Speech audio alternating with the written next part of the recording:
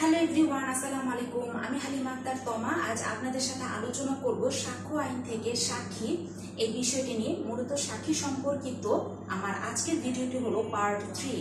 তো চলুন মূল ধারার মূল আলোচনার দিকে এগোনো যাক। প্রথমেই ধারা 124, এখানে বলা আছে সরকারি বার্তার আদান প্রদান, অর্থাৎ সরকারি কোনো গোপন বিষয়ে যেসব চিঠিপত্র আসে সেসব তথ্য প্রকাশ করলে যদি জনস্বার্থে ব্যাঘাত ঘটে তাহলে কোনো সরকারি কর্মচারীকে উহা প্রকাশে বাধ্য করা যাবে না। এই হলো ধারা 124-এর মূল প্রতিপাদ্য বিষয়।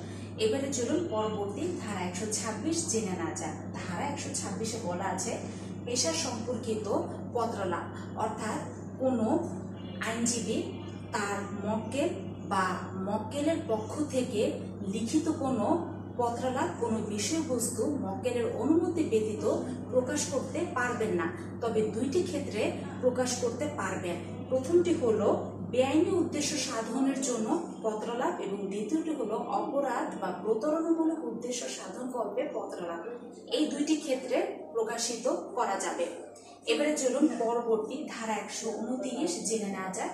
ধারা 129-এ বলা আছে আইন উপদেষ্টার সাথে পত্রলাভ, অর্থাৎ কোনো ব্যক্তি তার আইন উপদেষ্টার সাথে কোনো পত্রলাভ করলে এবং কোনো মোকদ্দমায় সংশ্লিষ্ট ব্যক্তি তিনি যদি সাক্ষ্য প্রদানে ইচ্ছা প্রকাশ না করে সেক্ষেত্রে উক্ত পত্রলাভ প্রকাশে বাধ্য করা যাবে না।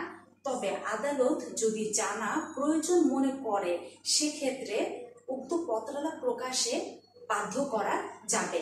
অর্থাৎ আমি আবারও রিপিট করছি, 129 ধারা অনুযায়ী কোনো ব্যক্তি তার আইন উপদেষ্টার সাথে যে পত্রলাভ করেছে এবং পত্রলাভের পর যদি কোনো মোকদ্দমায় সংশ্লিষ্ট ব্যক্তি সাক্ষ্য প্রদানে ইচ্ছা প্রকাশ না করে তাহলে এই পত্রলাভ তাদের মধ্যকার যে পত্রলাভ হয়েছে এটি প্রকাশে সংশ্লিষ্ট ব্যক্তিকে বাধ্য করা যাবে না। শুধুমাত্র আদালত যদি জানা প্রয়োজন মনে করে সেক্ষেত্রে আদালতের প্রয়োজনে আদালত সংশ্লিষ্ট ব্যক্তিকে এই পত্রলাভ প্রকাশে বাধ্য করা যাবে। তো এই হলো আজকের ক্লাসের আলোচনা সাক্ষী সম্পর্কিত পার্ট 3। তো কেমন লাগলো আজকের ক্লাসটি অবশ্যই আপনাদের মূল্যবান মন্তব্যটি কমেন্ট বক্সে লিখে জানাবেন। দেখা হবে আপনাদের সাথে আমার পরবর্তী নতুন কোনো ভিডিওতে নতুন কোনো টপিক নিয়ে। সে পর্যন্ত সবাই ভালো থাকবেন, সুস্থ থাকবেন, আর অবশ্যই আমার ফেসবুক পেজটিতে ফলো বাটন প্রেস করে ইউটিউব চ্যানেলটি সাবস্ক্রাইব করে পাশেই থাকবেন। ধন্যবাদ।